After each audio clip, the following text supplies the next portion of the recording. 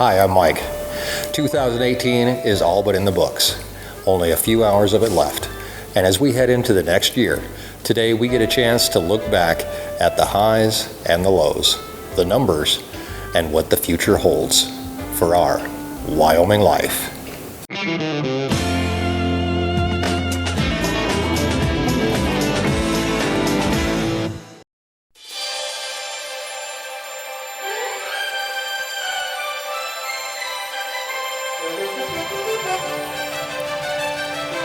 Envelope, please. And the award for the most viewed video on Our Wyoming Life in 2018 goes to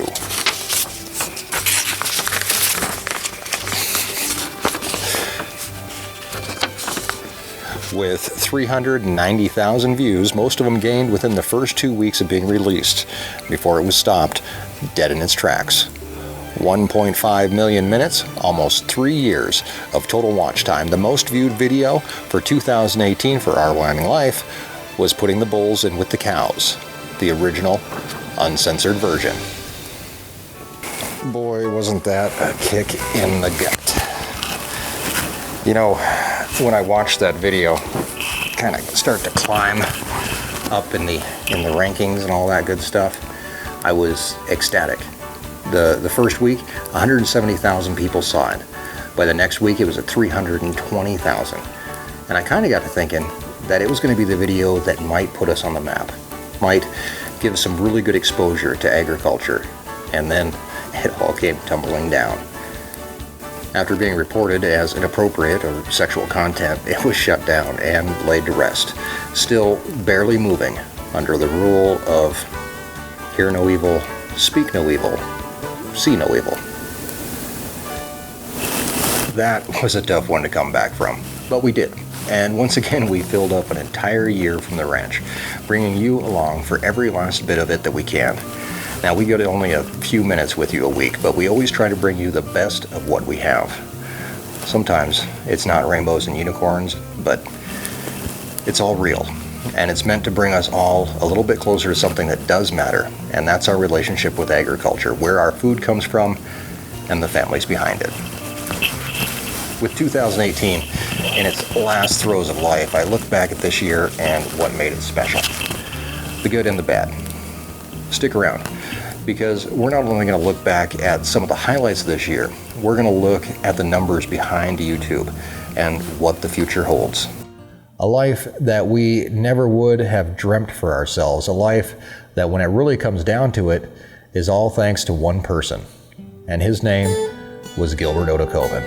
And he was my father-in-law. This year, we really got the chance to dig into the history of the ranch. And all that started with a video back in April on the anniversary of the death of the man that got us here in the first place, my father-in-law, Gilbert. Later in the year, we decided to go farther down the rabbit hole and bring more from the early history, showcasing not only how we got here, but how those long before us settled the land.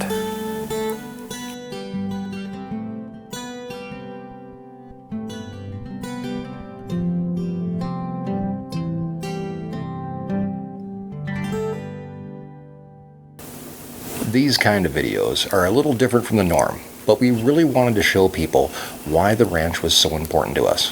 One of the comments we get occasionally is, why don't you sell it all and move away, retire, and live on a beach somewhere? Well, it would be easier. But then, not only do we lose our connection to the land that means so much to us, we lose all the history behind it. And our hope is that someday our kids will be right here working the same land that I and many before me have sweat hard over, and that they can appreciate it as well. But it's not only us that appreciate it, it's you. Throughout the year of telling our stories, the YouTube channel has grown by leaps and bounds. On January 1st of this year, we had 8,500 subs. Today, we're over 65,000. On average, we gain 4,700 new subscribers to our community each month. In fact, each month we gain more new subscribers than we gathered our entire first 10 months of making videos. That just blows me away. But it also proves to me that people do care, as they should, about where our food comes from and the families behind it. But subscribers are only half of the equation when it comes to YouTube, and what matters even more is views. We'll take a look at those in a minute, but first, let's look in at some of our in-person visitors to the channel this year. We're gonna stand here. Okay. See the tree? Okay. And the drone in the background. That's nice. Okay. Ranching can be a very solitary activity.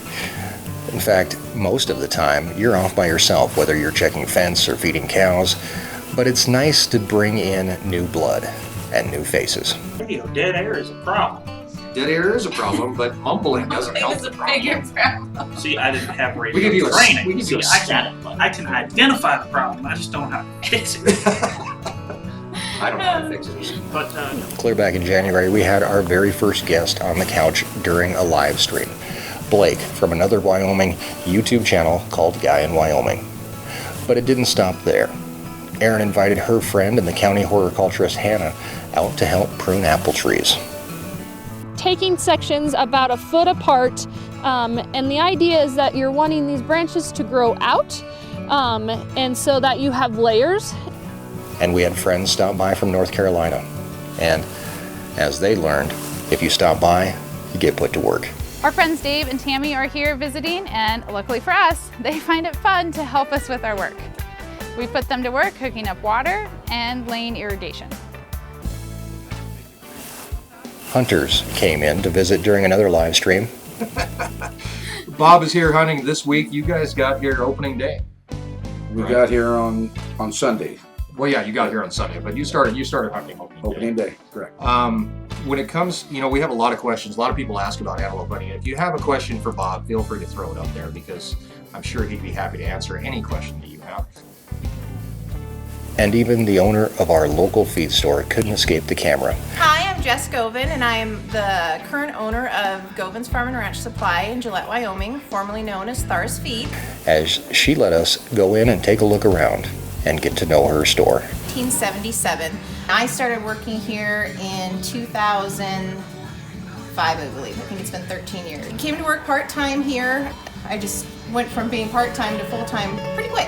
Did you see yourself as owning the place back in 2005? Or are you coming in like, I'm going to own this place someday? Probably not right away. If somebody is willing to join us, we're more than willing to put them on camera. And for us, it's a godsend.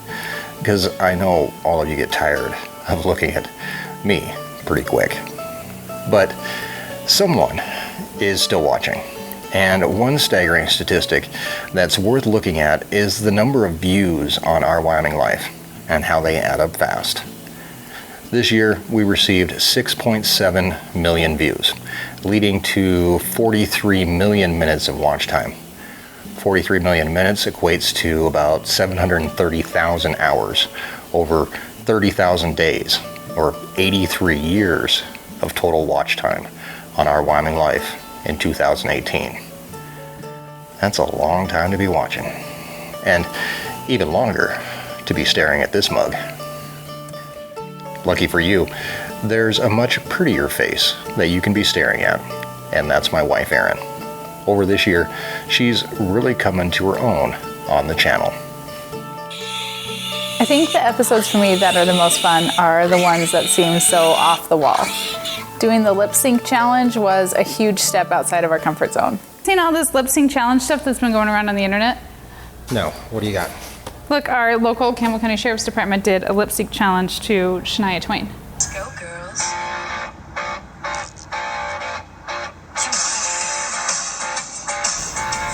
I think we should do one.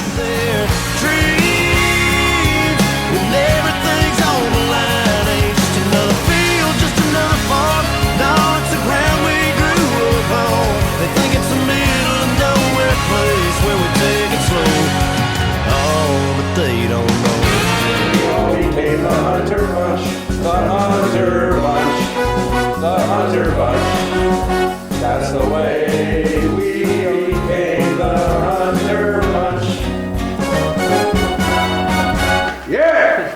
For some reason, watching Mike blow up his summer hat was oddly satisfying, mostly because that thing stinks, and I'm always happy to see it go at the end of the summer.